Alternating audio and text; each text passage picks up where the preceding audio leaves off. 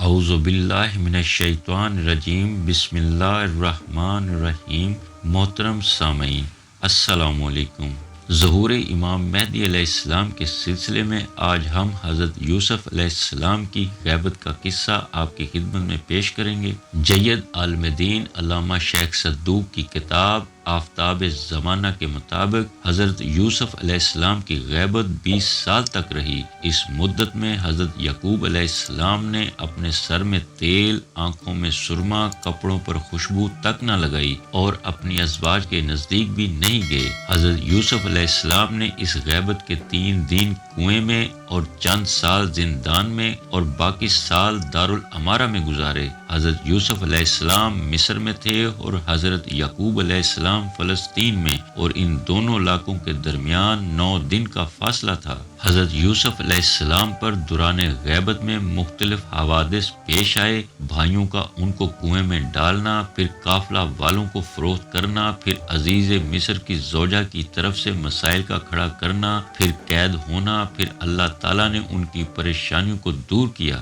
ہشام بن سالم حضرت امام جعفر صادق علیہ السلام سے روایت کرتے ہیں کہ آپ نے فرمایا، جب حضرت یوسف مصر کے بادشاہ بنے اور ایک شخص فلسطین کی سرزمین سے اناج خریدنے آیا تو اس کو اناج دے کر کہا کہ جب تم فلسطین واپس لوٹو تو وہاں اے یعقوب کہہ کر آواز دینا۔ ایک بزرگوار تمہارے پاس آئیں گے، جب ان سے ملاقات کرو تو ان سے کہنا کہ میں نے مصر میں ایک شخص سے ملاقات کی ہے اور اس نے آپ کو سلام کہا ہے کہ آپ کی امانت بارگاہ پروردگار میں ضائع نہیں ہوئی ہے۔ اس شخص نے جب سرزمین فلسطین پر جا کر حضرت یعقوب علیہ السلام کو حضرت یوسف کا پیغام پہنچایا تو وہ پیغام سن کر یعقوب بے ہوش ہو گئے۔ جب ہوش آیا تو اس شخص سے پوچھا، اے شخص اب تیری کوئی حاجت ہے تو بیان کر۔ اس نے فرزند نہ ہونے کا ذکر کیا اور کہا، آپ دعا کریں کہ اللہ تعالیٰ مجھے بیٹا عطا کرے۔ حضرت یعقوب نے وضو کر کے اس کے لیے بیٹے کی دعا کی۔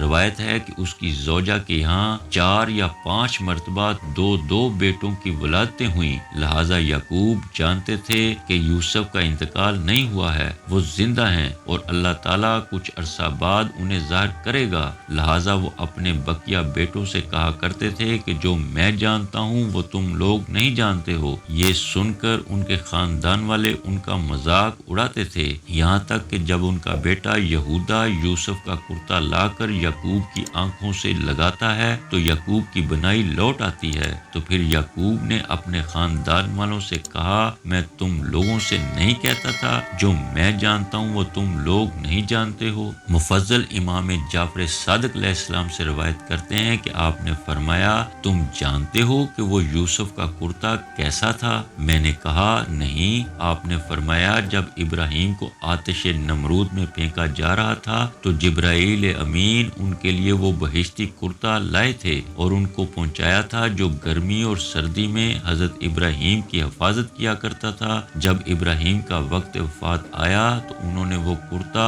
اسحاق کے بازو کا تعویذ بنا کر باندھ دیا۔ اسحاق نے بھی تعویذ یعقوب کے باندھ دیا تھا، اور جب یوسف کی ولادت ہوئی تو یعقوب نے اس تعویذ کو حضرت یوسف کے بازو پر باندھ دیا تھا، لہذا جب یوسف نے اس تعویذ سے کرتا نکالا تو اس کی خوشبو یعقوب نے سونگھ لی تھی۔ اسی لمحے کی منظر کشی قرآن نے یوں کی ہے۔ ترجمہ سورہ یوسف، یعنی بے شک میں یوسف کی خوشبو محسوس کر رہا ہوں، اگر تم لوگ مجھے دیوانہ نہ کہو۔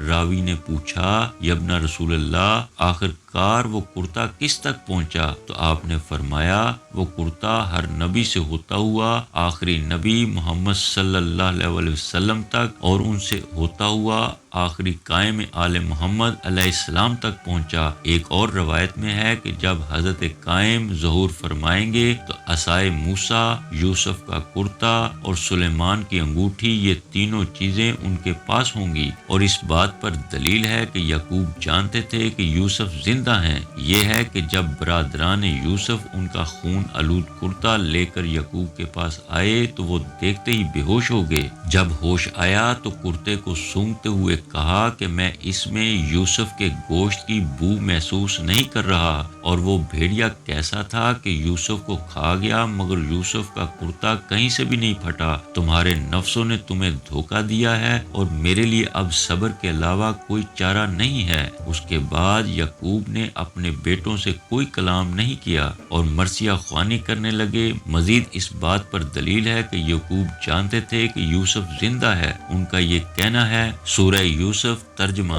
یعنی امید ہے کہ اللہ سب کو مجھے لٹا دے، اور مزید ان کا اپنے بیٹوں سے یہ کہنا کہ ترجمہ سورہ یوسف یعنی اے میرے بیٹو جاؤ یوسف اور اس کے بھائی کو تلاش کرو۔ اللہ تعالیٰ کی رحمت سے نا امید نہ ہونا کہ اللہ کی رحمت سے سوائے کافروں کے کوئی نا امید نہیں ہوتا۔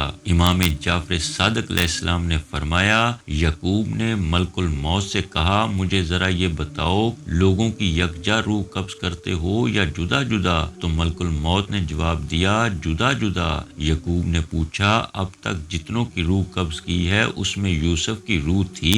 ملک الموت نے کہا نہیں۔ امام نے فرمایا، یہی وجہ تھی کہ یعقوب نے برادران یوسف کو یوسف اور ان کے بھائی کی تلاش میں بھیجا۔ لہٰذا اس دور میں جو لوگ امام زمانہ علیہ السلام کے حالات سے واقف ہیں، ان کی حالت حضرت یعقوب علیہ السلام کی سی ہے جو یوسف اور ان کی غیبت سے آگاہ تھے، اور جو لوگ امام زمانہ علیہ السلام کی معرفت نہیں رکھتے، ان کی حالت خاندان یعقوب کے ان افراد کی سی ہے جو یوسف اور ان کی غیبت سے نا آشنا تھے، لہٰذا اس حد تک پہنچ چکے تھے کہ حضرت یعقوب تک کو پاگل اور یوسف کا دیوانہ کہتے تھے۔ سدیر امام جعفر صادق علیہ السلام سے روایت کرتے ہیں کہ آپ نے فرمایا، قائم آل محمد علیہ السلام میں یوسف کی ایک نشانی یہ ہے کہ برادران یوسف جو کہ پیغمبر کی اولاد سے تھے مگر یوسف سے تجارت کرنے کے باوجود یوسف کو نہ پہچان سکے، جب تک یوسف نے خود نہ کہا کہ میں یوسف ہوں اور یہ میرا بھائی ہے۔ لہٰذا کیوں لوگ اس بات کے منکر ہیں کہ اللہ تعالیٰ اپنی